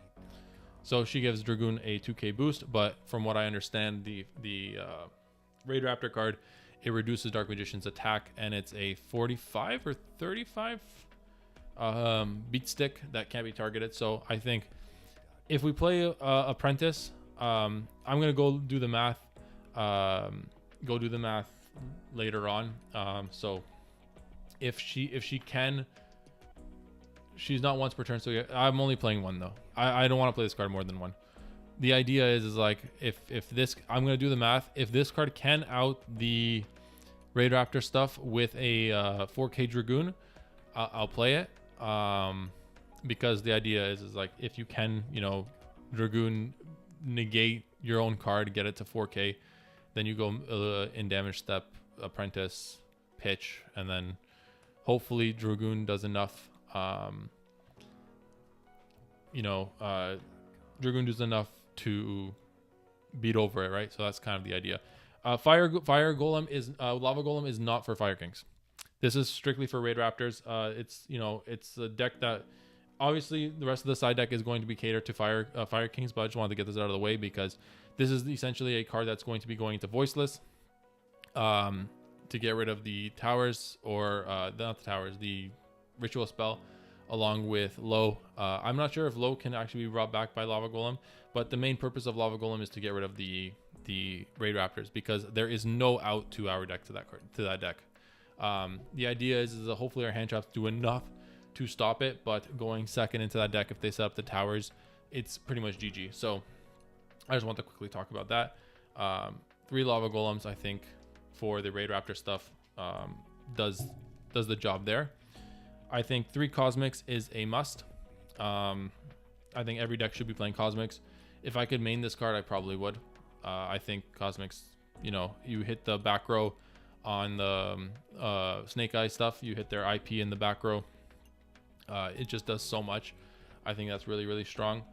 In addition, if we are playing, you know, the Thrust package, we could be playing Metaverse, which is something. Why Gamma Steel instead of Lava Golem? Because they end on 2 usually. The full combo for the Raid Raptor stuff is they end on 2 of them. They end on 2 towers. They want to end on 2 towers. What Raid? The Towers Cracker. They set up the Ultimate Falcon, and they try to set up 2 of them, with one of them with like a rank up spell, and once they get both on board, you're not getting over them. Yeah, so it's not a deck that we should be worried about. And I'm like, there's a part of me that says, you know, I shouldn't be siding this in.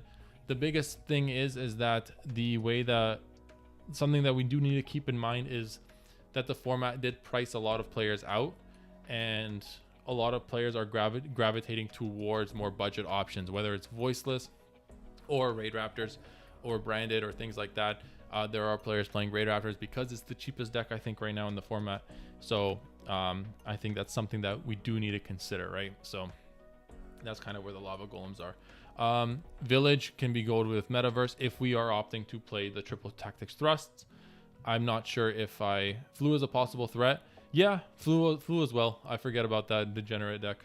You know, it's I wish that deck could just die, but is what it is. Like you said, Lava Golem is very good into Flu as well. So the only issue with Lava Golems, we don't have a normal summon, but I think we could play pretty comfortably without a normal summon, right? Illusion Magician is cooked if they get 2 Falcons, the minus 4K. Exactly. If they get two, oh, you mean Apprentice? Yeah. If they get 2, it doesn't matter. So like that's what I mean. Like, we might just cut the Apprentice completely and not worry about it and have Lava Golem be our out, right? Which is, yeah. How many Yu-Gi-Oh players cashed in to buy their favorite decks, dude? One thing I love about playing one really, really bad deck is, 1, you never have to worry about getting hit, and 2, you can just all your money goes to upgrading the cards. I think the higher a card's rarity is, the less money you lose long term. That's kind of why I have the Starlights for the Dragoons. It's kind of just, it's kind of what makes Yu-Gi-Oh fun for me. Evenly, I don't think I want to play Evenly. I think Evenly is relatively bad. What if we sided Dragon Shield? What's that? Never heard of that card. Dragon Shield. But one thing I do want to talk about is this. So I think these 6 are a must. I will be playing these 6. I think are locked. Now I do want to talk about a few other cards. I want to talk about Soul Release. I want to talk about Shaddoll Fusion. So the beautiful thing about these cards is, especially Shaddoll Fusion, is that one card deals with so much, and one card allows you to play into Fire Kings very, very, very effectively. So Soul Release, essentially what it does is you eliminate a lot of their grind game, you eliminate a lot of their interactions on your turn, and Shaddoll Fusion is essentially a mini version of that, but you deal with problematic cards on the field, right? Like Shaddoll Dragon. The idea here is Shaddoll Fusion, if they're playing the Fire Kings version, Shaddoll Fusion essentially deals with where are my cards? Here. Shaddoll Fusion essentially deals with a lot of Shaddoll Fusion. Essentially the idea is you want to summon, you want to send these 2. So you are playing 2 Garnets in the deck. The cool thing about these are, obviously, we're used to playing bricks. 1, Illusion of Chaos can shuffle them back into the deck. 2, which is really, really strong. In addition, Shaddoll Fusion, what it does is, because our engine is the Shaddoll cards, right? We are playing the Shaddoll Winda along with the Shaddoll Apgalone. We're not necessarily taking up extra deck space to play these cards. The only thing is we're taking up 2 side deck options to play the Dragon and the Ariel. So the idea is you activate Shaddoll Fusion, sending these 2 to summon Apgalone. You go Chainlink 1 Apgalone, Chainlink 2 Ariel, Chainlink 3 Dragon. Then your opponent's immediately forced to deal with a bunch of cards. If not, essentially you get a mini Soul Release into their grave by banishing 3 cards. You pop their fire, you negate their the spell that protects Fire King Island, and then you pop Fire King Island, which essentially destroys their whole board. If they don't play the Fire King version, essentially Apgalone negates a card on the field, and then Shaddoll Dragon pops a Snake Eye spell and trap that Snake Eyes has equipped to, or that Flamebridge put in the spell and trap card zone, which is like really, really strong. I think just the idea that Shaddoll Fusion trades like 1 for 4 or 1 for 3 at the minimum is just really, really strong, right? And like, I think Soul Release is very, very good. The cool thing is that Shaddoll Fusion does that. So if the idea is, if we don't have space for the bricks in our side deck, we can play Soul Release if we want to play more options. If not, we can cut the Soul Release and we can just play these 5 here. The beautiful thing about this, why I love it so much, is because we aren't necessarily adding to our bricks in the extra deck, because we are playing the 3 Windas along with the 3 the 1 Apgalone. Another awesome interaction we can do is, if going first if going first, it's we are forced to go first or whatever.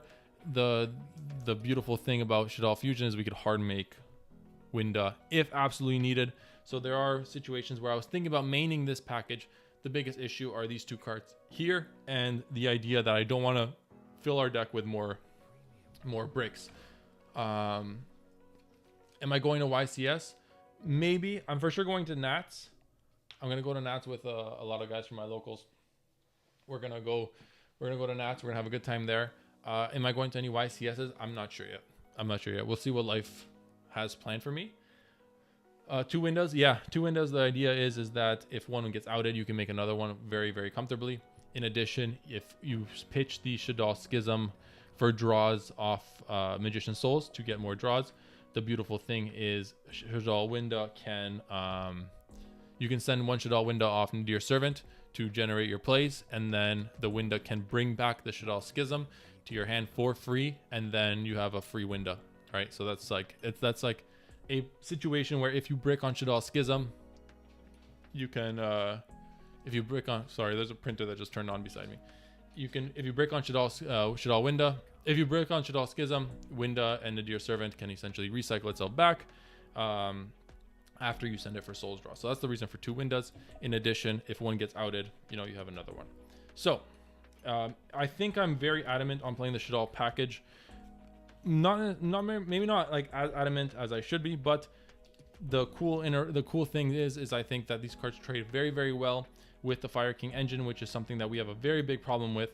And I think that it's worth testing, right? So as things stand, we have 6, 9, 11 cards. A few cards I do want to talk about would be Phantasmes. I think Phantasmes are really, really good right now. This is something I do want to maybe start a conversation on, potentially. In addition, Ghost Spells I think are very, very strong. Or we can talk about Beastials. So I do think that these 12 can't count 11, these 11 cards are locked. I'm not sure what the other 4 are going to be. Potentially I was playing Super Poly here. I don't think Super Poly is good. Maybe we can play the villages as a option into other matchups. So, you know, non-Fire King matchups, village can be an option, because village into Flu, for example, is an FTK, right?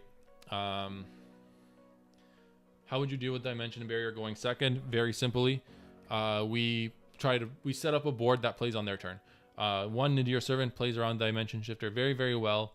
In addition, we have access to SP Little Knight in our deck, in our extra deck, which is really, really strong. And the idea is that there is enough engine in this deck with Cartesia, with Quem, with Nadir Servant that allows us to play on our opponent's turn, assuming they hit us with Dimension Shifter, right? Yeah, I think Beastials are going to be the play. I think the last 4 cards, I love Phantasme because everything is a link deck right now.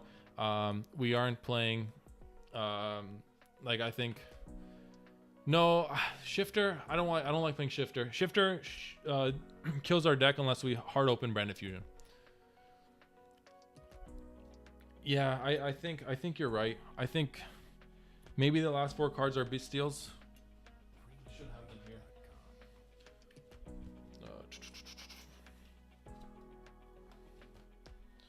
So what? Like, we'll play 1 mag.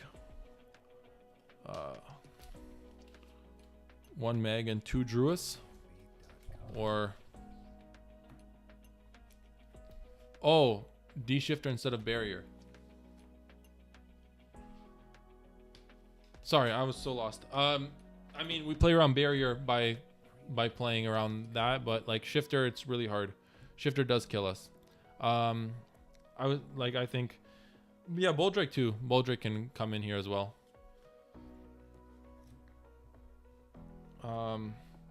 Yeah, so if we play 4, we could play like 2 Druids, 1 Boldrake, 1 Mag. Or we can play just, you know, the 3 and then play 2 Village. Like, is this...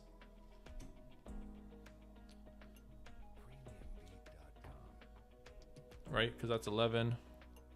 No, I lied. That's 14, 15. No, I think we pick one or the other. I think we go all in on... is there any other possible engines that you think might boost the deck further? Rather than Runic or Bandit?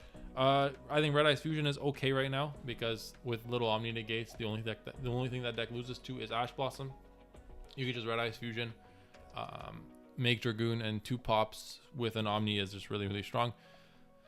Is it the best. I don't know. Loza's playing it right now. I think, you know, we'll see how he does at YCS Sydney. So hopefully he does very, very well with it. And then that could, he'll definitely make a case for that being very, very strong.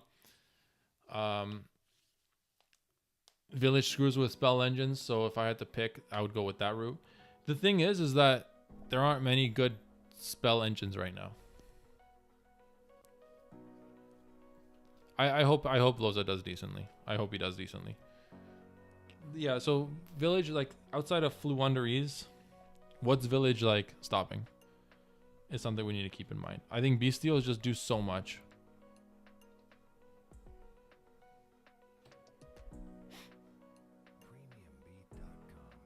No, Rescue Ace isn't doing anything. Oh, no, yeah, I don't think Rescue Ace is going to do anything. And plus, Rescue Ace plays Diabellstar. So Village is shit into that deck too.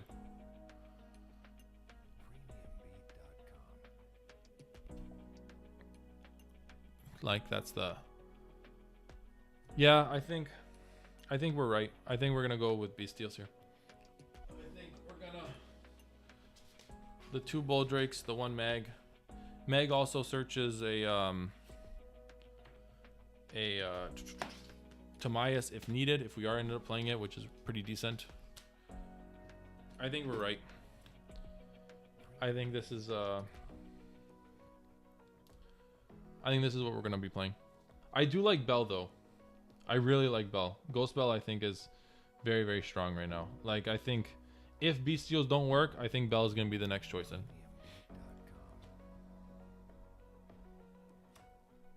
But for the time being, yeah, that's going to be the list. I'm going to go sleeve this up. We're going to be taking this to locals tomorrow. I'll give you guys an update on how it's going to be. Obviously, you know, we're going to clean up the main deck, I think. I'm not sure. I think we are playing 40 with DMG and Tamias. I think this deck is at 42 right now. So maybe we just keep it as is. And we go from there. Yeah, I think this is good enough. How are you ending up doing a double Dragoon play? I'll tell you right now how we're ending up doing a double Dragoon play. Let me clean up a little bit. I'll show you guys right now. So, if we open up theoretically...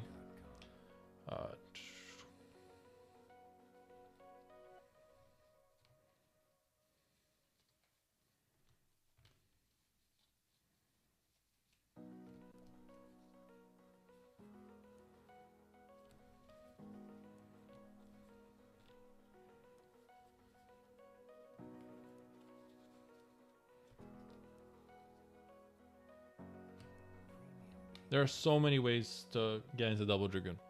So, for the Dark Magician side of things, we essentially need any access to Dark Magician.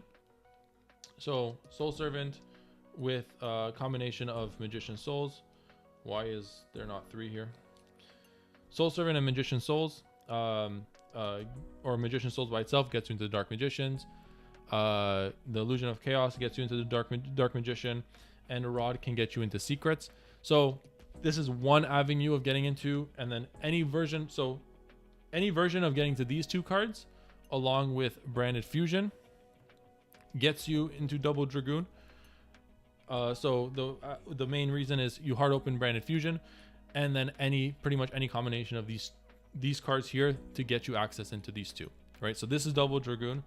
A beautiful situation. Another situation we can get into is, like I said, any version, pretty much any way to get into Dark Magician. So you have Dark Magician, Illusion of Chaos with the 3 souls, and any way to Blazing Cartesia, along with access to your Branded Fusion. So let me clean this up a little bit.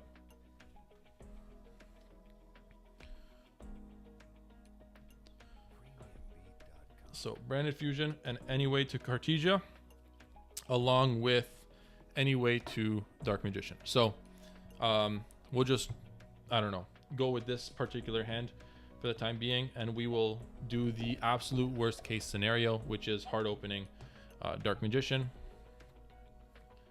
This is like the worst case scenario is how do we do it, and this pretty much ends us on Dark Magician with 3 cards in hand. So we will normal summon Cartesia. We will activate Branded Fusion. Branded Fusion essentially will send us our Fallen of Albaz and our Blazing Cartesia. Right? Now, this makes our copy of Albion. Here we go, Chainlink 1 Albion. If our opponent has an imperm or something, appreciate it, Groovy Dude. We activate Chainlink 1 our Albion if our opponent has an imperm or effect veiler to interact with the Albion. If they don't, it doesn't really matter. We can then go Chain Cartesia, fusing the Albion and the Dark Magician to go into our first copy of Dragoon. Now what we can do is Albion does attempt to resolve, so we can banish our Dark Magician and our Fallen of Albaz, which can be recycled later on to get our second Dragoon. So remember, through all this, we still have 2 cards in hand, right? Now, the beautiful thing here is if this is the worst case scenario, right? This is the worst case scenario. We still have 2 cards in hand. So if these 2 cards are hand traps or whatever the case is, this is still 1, 2. This is 5 summons, right? So we are into nib territory here. But that's okay, because if we do get nibbed, we could ditch a card. The beautiful thing here is if we approach end phase, we can add Cartesia back to our hand, and then Albion essentially gets us our copy of Branded Fusion for next turn. Now, the amazing thing here is, where's my Branded Fusion?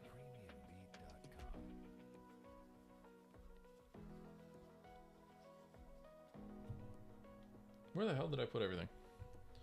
Oh my god. So we have 2 cards, and then Albion gets us our Branded Fusion, right? Appreciate you, Cameron. Yeah, so these are 2 cards in hand. Now, the beautiful thing here is we have 2 Dragoon negates. In addition, what we can do is we can go Cartesia effect. And then on our opponent's turn, we can Cartesia effect, pretty much making our Grand Guignol. If we need, we can use both Cartesias if it's absolutely necessary. Usually the 1 Cartesia can be like discard fodder. If one of these cards are like Rod or Illusion of Chaos or whatever, you could use that as the other material. But theoretically, worst case, we'll just send both Cartesias to summon out our Grand Guignol. Grand Guignol can send our Lulu-Willith, right? If we want, or I think actually we don't want to do that. What's the one thing we could probably like send? We can send an Albion here if we want. Then we have like 2 Dragoon negates. We can pitch our Branded Fusion because we are going to get another Branded Fusion from Albion in the end phase. If our opponent has an interaction, we can banish our Grand Guignol, summon a Lulu-Willith, which is another interaction there. And then on our opponent's turn, once again, we add back Cartesia. We'll add a Branded Fusion from deck. This is going to be from deck, right? Or whatever. We have the other one here. We'll add this one from deck. And after all this, we can still resolve Branded Fusion because we do have Lubellion. And what this, obviously this is like turn 3 or whatever. We can resolve Lubellion, shuffling back Dark Magician, and like, I don't know if you have Illusion of Chaos in hand or whatever the case is, we could shuffle back the Fallen of Albaz and the Grand Guignol to give Cartesia another target again to make a Mirror Jade. But here we can make like a Mirror Jade. We can make Master of Chaos if there's options to Illusion of Chaos Engrave, right? And all these kind of things, right? And that's kind of the interaction you want, and that's the synergy between the 2 combos, the 2 decks. You just have endless amounts of synergy between Cartesia fusing Dark Magician with Albion to make double Dragoon. You can make Master of Chaos. You can, shuffle your stuff back turn 2 with Lubellion. You have Lulu-Willith as an interaction, right? So there's just so many different lines to double Dragoon, but the idea is that it all stems from Cartesia or Secrets of Dark Magic with any access to Dark Magician and Branded Fusion. That's the idea, right? This is double negate, Kevin. This is double negate is this is the worst possible situation. This is assuming these two cards are, you know, I don't know, what are the two worst cards in your deck?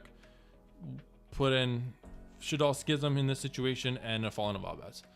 That this is assuming that this is the worst possible situation in your deck, the worst possible hand for double Dragoon. And I think if you have, you know, a bad hand and you can still make double Dragoon optimally, I think that's okay. Like if these two other cards are, for example, hand traps, or one of them is like a Nadir Servant, things like that. One of these can be, you know, like even if they're a Shaddoll Schism and you make, you keep Cartesia on the board, right? If one of these cards are like a Shaddoll Schism, you keep Cartesia on board, you can set Shaddoll Schism for your opponent's turn, and then Cartesia can fuse on your opponent's turn. Having Granguignol on the board, Granguignol pitches Apkalone, not activating Apkalone's effect, you can then chain Shaddoll Schism, banishing your Apkalone to summon Winda, right? So it's like these two cards, if paired together, like even Shaddoll Schism alone is a brick, but pair these two cards together and Shaddoll Schism is no longer a brick. So that's kind of the interactions we have. In addition to this, we play, you know, 3 Nadir Servants for more gas. We play Ash Blossoms. We play Quem, which is an awesome card. We play Imperms in this situation. Nibiru's, Talents, things like that. That's, you know, there's just a lot of non-engine that can help you if you open up suboptimally, like in that situation or that example I just explained. DM could work with branded and adventure token in the same deck. It can absolutely work. It could absolutely. Oh, hey Dodo, what's up, man? How's it going, buddy? I can't wait to see what you're cooking up there with Ritual DM. Love this guy's lists. Such an innovator. I wish. Can DM work with branded adventure? Yes, it can. I think it's very strong. If you don't play, you could cut Magician's Rod completely, and you can cut Magician's Rod completely, and you could play the adventure package. I think just a free Griffin is very, very strong. I think it's decent non-engine.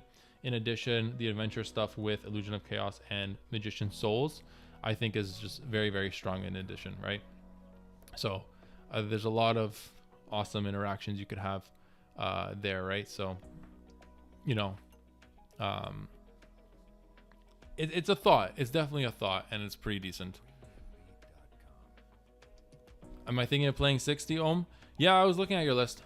Rishabh was in this stream.